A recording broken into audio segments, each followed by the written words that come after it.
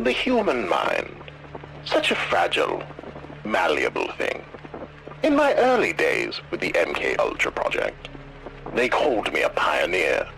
We sought to unearth the keys to control, to unlock the code of consciousness itself. I devoted my life to it. The serums, the stimuli, the tests. What we accomplished was extraordinary. But it wasn't enough. The mind resists. It clings to its identity like a drowning man to driftwood.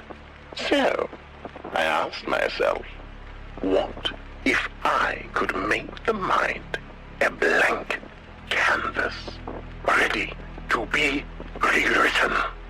A godlike power, mine to wield.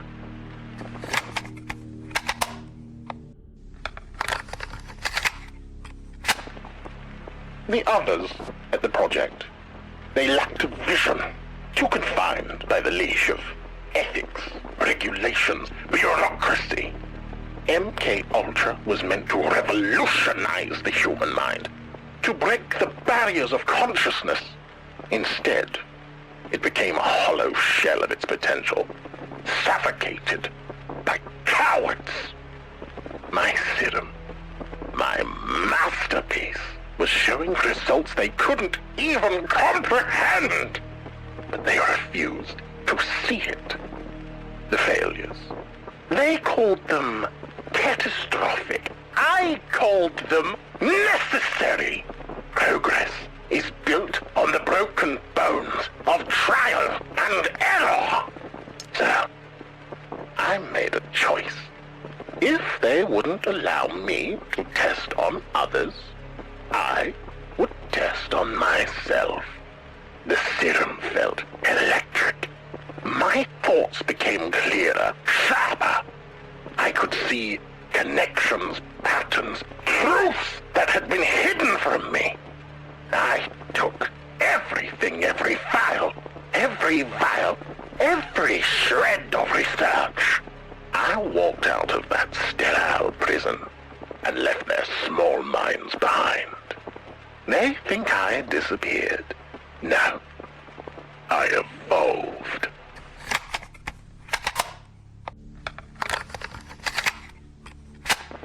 Domination of thought alone is incomplete. My serums, remarkable as they were, left their victims as little more than empty shells, hollow vessels, stripped of will and identity. Control, yes, but it was fleeting, impermanent. Something was missing. The answer had always been there, lurking in the shadows of my research, back in the MK Ultra days. Pagan rites, demonic invocations, those were dismissed as curiosities, irrelevant to the grand scientific mission. But I saw the threats, the possibilities others were too blind to grasp. After my liberation from the project, I had the freedom to explore what they wouldn't dare touch. It wasn't enough to shatter the mind. To truly impose my will, I needed to bind their very souls. Through rituals as ancient as the soil itself, I infused my serums with energies that defy reason, drawn from rites whispered in forgotten tongues. The results were transformative. But there were complications. The body, fragile, imperfect, reacted violently, reshaping itself in grotesque ways.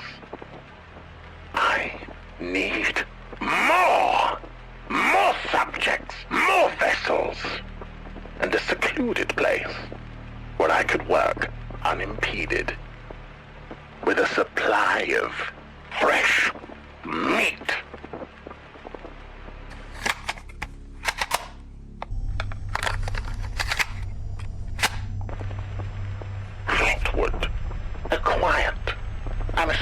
place.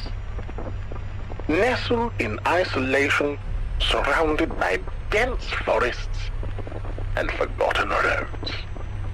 When I first stumbled upon it, I knew it was Providence, a perfect hunting ground for my work. It wasn't long before I established myself, a shadow, moving through its streets, selecting my test subjects from among the unsuspecting townsfolk. My serum had evolved by this point, infused with the energies I'd unearthed from my study of rituals and ancient rites. Their effects were unpredictable. On most, the changes were subtle. At first, a quieting of the mind, a dimming of the light in their eyes. But over time, they became hollow, soulless husks, their wills entirely stripped away, wandering aimlessly as blank vessels. These poor fools were my canvas, their minds my playground. But there were others, exceptions, those whose inner darkness resonated with the serum, amplifying the latent sin buried deep within their hearts.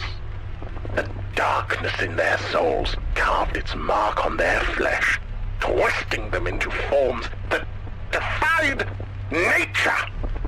Writhing, grotesque beasts, each one unique, born of their vices and transformed into manifestations of hell itself. These creatures, they were more than I ever imagined, and yet, as monstrous as they were, they obeyed me. My will was their law, their very essence bound to the energies I had infused into the serum. Rotwood had become my proving ground, a living experiment in domination of the mind, body, and soul. It's almost poetic, really. A quiet town, now a place of flesh, made free.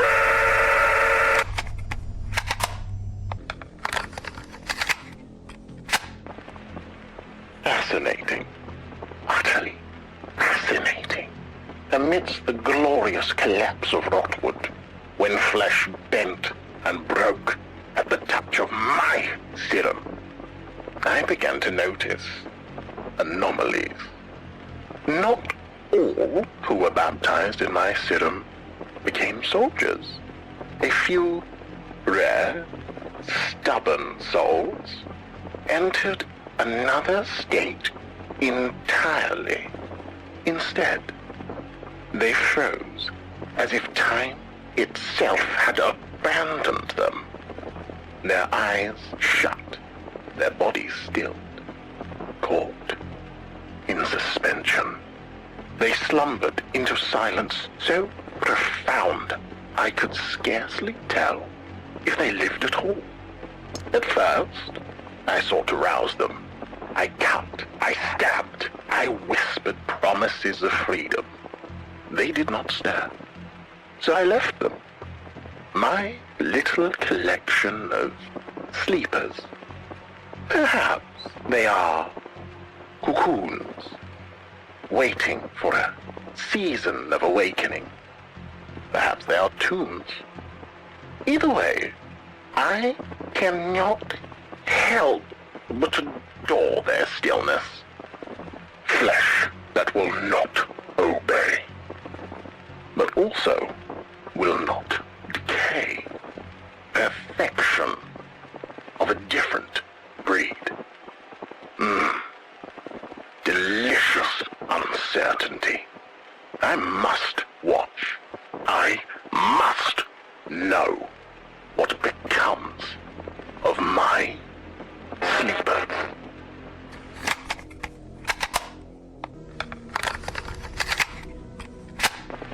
Do you know what makes my serum so divine? Not its power over the mind or soul, not its bending flesh.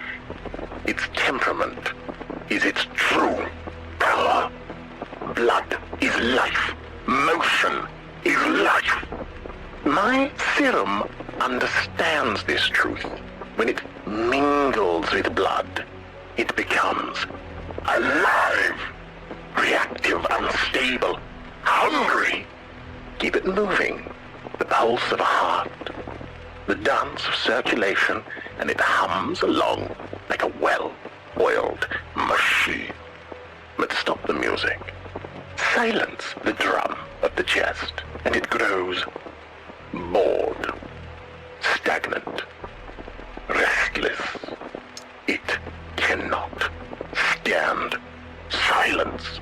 It cannot stand stillness. And so, it erupts. Most bodies that betray me at death detonate. The flesh revolting against its own end. A grand finale of gore. Their corpses bursting like fireworks in the night. Their souls must be writhing now, howling in the depths. I laugh to imagine it. Failures, damned twice over. Their bodies bursting here, while their spirits burn below. They were never worthy of my gift. Just meat full of fire.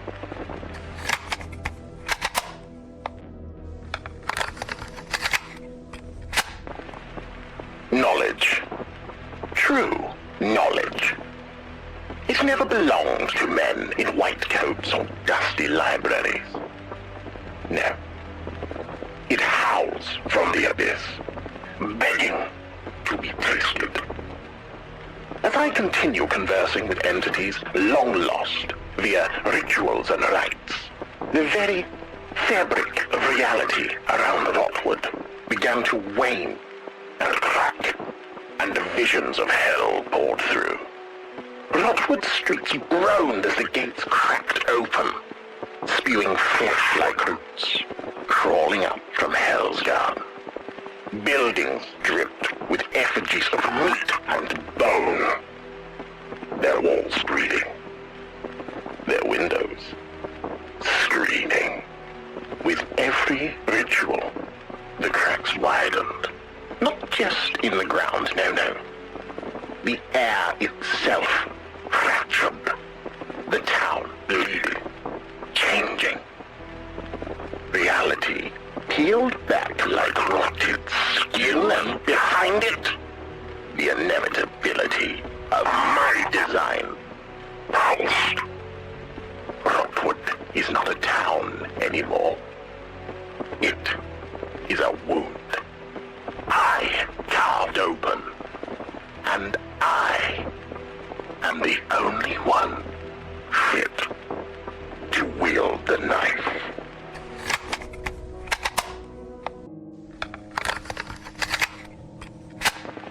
Oh, Rotwood, my sweet, sweet Rotwood.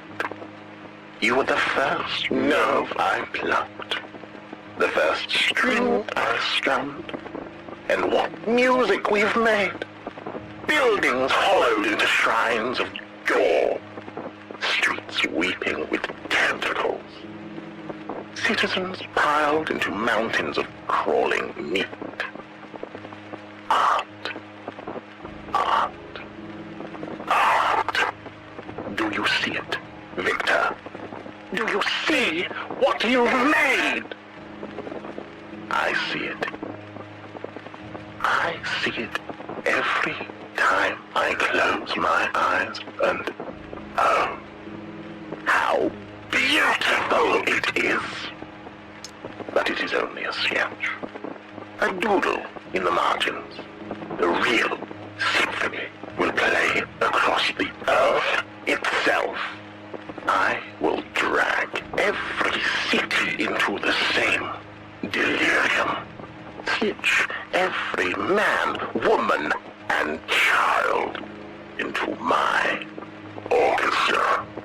No more nations, no more laws, only nerves and sinew vibrating to my hand.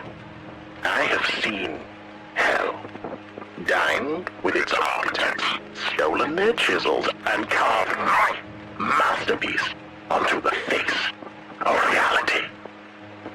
I will be king.